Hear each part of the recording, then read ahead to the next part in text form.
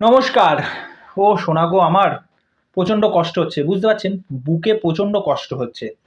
আর একজনকে দেখে আমি জাস্ট মোহিত হয়ে গেছি। মানে এত কচি কি করে কেউ হতে পারে? আর কচির মধ্যে একটা আলাদা মাধুর্য আছে। সেটা নুসরাতকেও ছাপিয়ে গেছে মদন দা। Mind blowing.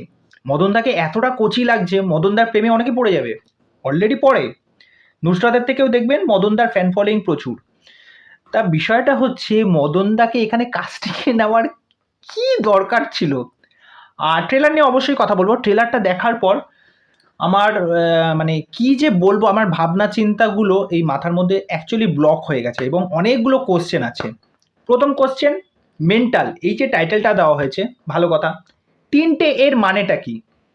আর আর আর এই সিনেমায় তিনটে আর এর একটা সিগনিফিকেন্ট ছিল, একটা মানে ছিল। এই তিনটে এর মানেটা কি? যদি তোমরা কেউ জেনে থাকো এই বিষয়ে, যদি তোমাদের প্রপার যদি নলেজ থাকে, সেটা আমাকে জানাতে পারো। এবার চলে আসি ট্রেলারটা কেমন লাগলো। ট্রেলারটা দেখার পর আমি ২-৩ বার দেখলাম। Mix reaction. সালটা কত? ২০২৩।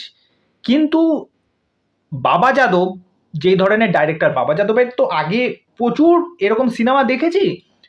তা বাবা যাদব মনে হয় ভুলে গেছে যে বাংলায় এরকম মাস মাসালা ফিল্ম হওয়াটা অবশ্যই দরকার। কেননা জিদ্দা যেরকম মাস মাসালা ফিল্ম করে, তা ইয়াশ আবার কামব্যাক করছে।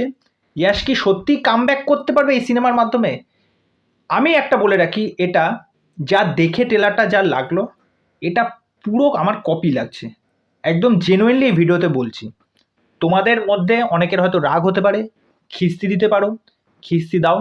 কেননা আমি মনে করছি যে এরকম গল্প কিন্তু আগেও হয়ে গেছে। সাউথে এরকম একটা আমি সিনেমা দেখেছি অলরেডি, যেখানে আমরা সায়ন্তনী ঘোষকে দেখতে পাচ্ছি। একটা সারপ্রাইজ প্যাকেজ, সায়ন্তনী ঘোষ এত বছর নেই।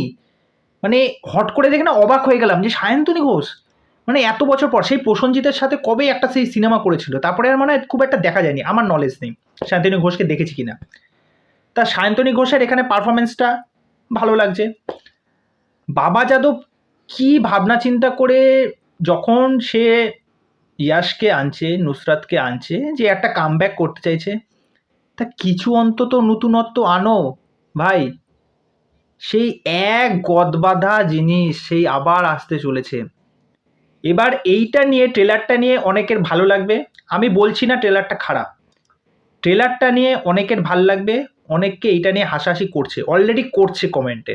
অনেকে করছে, প্রচুর মানুষে করছে। হেগে দেবে, মুতে দেবে, নানা রকম ভাষা। তা খিস্তি খামারি তো চলছেই, দেন দে দানাদান। এবার পুরো বিষয়টা নির্ভর করছে অডিয়েন্সের ওপর। ইয়াশ কিভাবে পারফরমেন্স করে। সেই একই গল্প, হিউম্যান ট্রাফিকিং, বাচ্চা কিডন্যাপ হয়ে যাচ্ছে, ড্রাগ, তারপরে এই mafia, don, one and only এখনকার একটা এলাকা দেখানো হচ্ছে। এই গল্প ভাই ১০-১৫ বছর আগের থেকে প্রচুর হয়ে এসেছে, মানুষ প্রচুর দেখে এসেছে। আমি জানি না এই সিনেমাটা কয়জন দেখতে যাবে। আর যারা ইয়াশ ফ্যান আছো, যারা ইয়াশের জন্য এগারলি ওয়েটিং করে আছো, তারা অবশ্যই দেখতে যাবে। অবশ্যই দেখতে যাবো, আমিও দেখতে যাব যে কতটা কি পারফরমেন্স দিতে পারলো। গান একটা এসেছে, গানটা খুব ভালো হয়েছে, সেটা আমি আমার ভিডিওতেও বলেছি। মিকা সিং গেয়েছে। আর ডায়লগগুলো এখানে যেভাবে দিচ্ছে, ডায়লগগুলোর মধ্যে সত্যি কথা কোনো নতুনত্ব নেই। একদম পাতি সত্যি কথা, কোনো নতুনত্ব নেই। আর ফাইট সিকোয়েন্স একদম পাতি, একদম পাতি ফাইট সিকোয়েন্স। কোনো সেরকম কোনো যে ধাসু টাইপের যে একটা ফাইট হবে বা কিছু একটা হবে, পুলিশ অফিসার হিসেবে গেট আপ ফেট আপে ওকে ভালো লাগছে, যেহেতু বডি ফডি করেছে ইয়াশ। ইয়াশকে দেখতে ভালো লাগছে, প্রেজেন্টেবল লাগছে। এবার বাকি হচ্ছে জনতা কিভাবে এই সিনেমাটাকে নেবে। ঠিক আছে, আবার এটা হাসির খোরাক না হয়ে যায়। আর প্রথমেই যেটা বললাম, পুরো কপি পেস্ট মুভি। এটা গল্পটা পুরো কপি পেস্ট।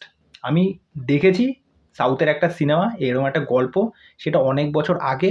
আমার যদি নামটা মনে পড়তো আমি এখনই ভিডিওতে বলে দিতাম। এরকম নিয়ে গল্প অনেক হয়েছে। তা যাই হোক, এবার এটাকে কিভাবে প্রেজেন্ট করে, এবার হয়তো পুরো কপি পেস্ট না হলেও এটাকে হয়তো গল্পটা কিছু টুইস্ট অ্যান্ড টার্ন, কিছুটা হয়তো চেঞ্জ ফেঞ্জ তো করেই দেবে অবশ্য। তা যাই হোক, আমার ট্রেলারটা মোটামুটি লেগেছে। খুব একটা হাইফাই না, যেরকম একটা হাইপ নিয়ে আসছিল সেরকম আমার হাইপ সেরকম অতটা লাগেনি। ঠিকঠাক, ঠিকঠাক লেগেছে। ২০২৩-এ দাঁড়িয়ে ঠিকঠাক মাস মাসালা ফিল্ম, ওই দেখতে যাওয়ার জন্য চলো, তা এই হলো আমার রিয়াকশান। আর স্পেশালি তো মদনদার জন্য দেখতে যাব। তা চলো, ভিডিওটা তোমাদের কেমন লাগলো, তোমাদের কি মনে হলো ট্রেলারটা দেখে, আদৌ কি তোমাদের যেটা জেনুইন মনে হয় সেটাই আমাকে অবশ্যই কমেন্ট করে জানাও। আর তোমাদের যদি খিস্তি দেওয়ার থাকে খিস্তি দিতে পারো, আমি সাদরে সেটা গ্রহণ করে নেব। তা চলো, আজকে ভিডিও এখানেই শেষ করছি, পরবর্তী নেক্সট ভিডিওতে আবার দেখা হচ্ছে। আর চ্যানেলে যারা প্রথমবার ভিজিট করতে এসেছো তাদেরকে ওয়েলকাম।